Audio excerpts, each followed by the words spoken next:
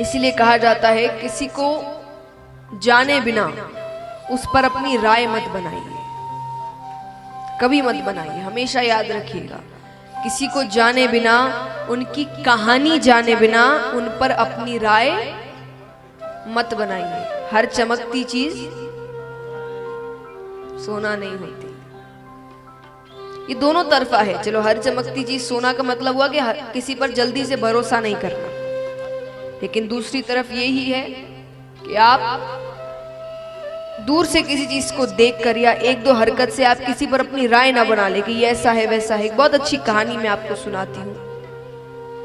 एक बार एक माता पिता अपने पुत्र के साथ ट्रेन से जा रहे थे, तो सामने वाली सीट पर एक पति पत्नी बैठे थे और बेटा यानी अच्छा बड़ा है, 19-20 साल का लड़का है।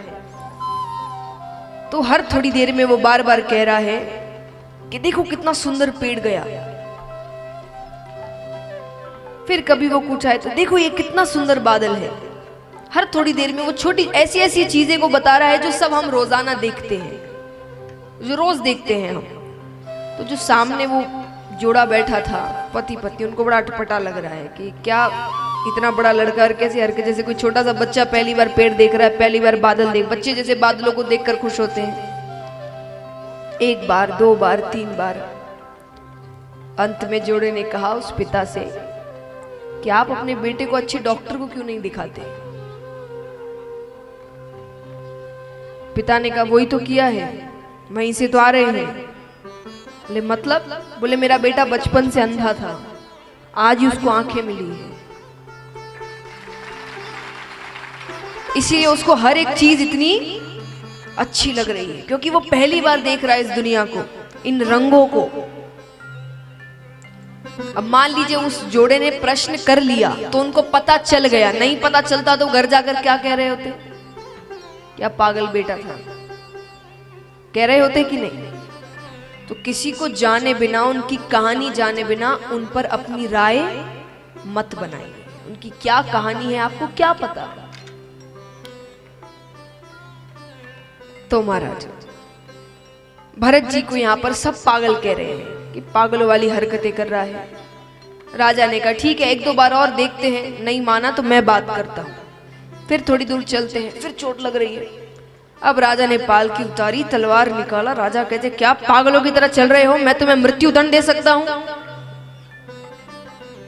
भरत जी कहते अभी भी अगर मैंने इनको कुछ नहीं समझाया ना तो आगे जाकर लोग उंगली मुझ पर ही उठाएंगे कि भरत जी जैसे ज्ञानी ने जिसको अपने कंधे पर उठाया था वो भी नरक गया। हम संगत की बात करते हैं ना कि अच्छी संगत होगी तो अच्छा स्वभाव होता है ना। अब मान लीजिए अगर आप किसी अच्छी व्यक्ति के साथ रह रहे हैं फिर भी आप में गुण ना आए तो बाहर वाला क्या कहेगा, ये बातें फालतू है,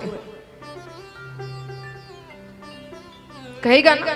तो मतलब क्या हुआ कि जो ज्ञानी पुरुष है उसके साथ रहकर भी अगर आप में ज्ञान नहीं आया तो मतलब उसमें ही कोई खराबी है।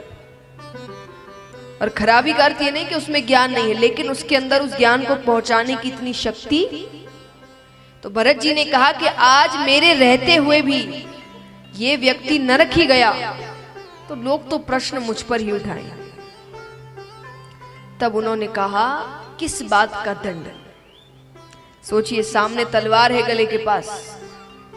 भरत जी कहते किस बात का दंड, किस हक से मुझे मृत्यु दंड दोगे? तुम मेरे राजा नहीं, मैं तुम्हारी प्रजा नहीं, तुमने मुझे आज तक कुछ दिया नहीं, मैंने तुमसे कुछ आज तक लिया नहीं, कोई रिश्ता नहीं हमारे बीच, किस हक से तुम मुझे दंड दोगे?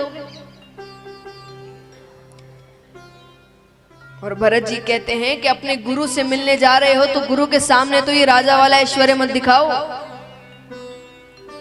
गुरु से मिलने जा रहे हो सुनते ही राजा रहुगुण, क्योंकि उन्होंने तो नहीं बताया वो कहां जा रहे हैं, यानी सामने वाला कोई ज्ञानी है, वो माफी मांगते हैं। भरत जी कहते हैं गुरु के सामने ऐश्वर्य नहीं दिखाते।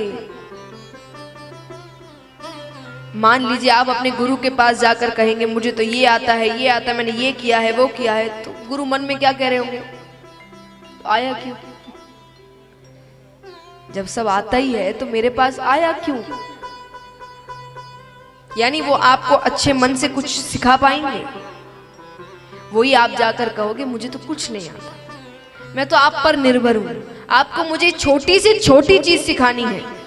तो उन पर अब एक तरीके की जिम्मेदारी आ गई कि ये मुझ पर निर्भर है, मैंने नहीं सिखाया कुछ तो ये शायद आगे नहीं बढ़ पाएगा। तो वो पूर्ण रूप से आपको छोटी से छोटी चीज सिखाते हैं। तो भरत जी ने यही कहा कि गुरु के सामने ऐश्वर्य, अपने आप को बड़ा दिखाना अच्छी बात नहीं। ये इतने सेवक, पालकी, ये क्या है? गुरु के सामने दीन बनकर जाओ कि जब उनके सामने जाओ तो उनसे बड़ा कोई नहीं है। और अभी आपको देखकर तो कहीं से नहीं लगता कि आप गुरु को बड़ा बताना चाह रहे हैं। कई बातें समझाते हैं, समझाकर भेजते हैं भरत जी उनको। अब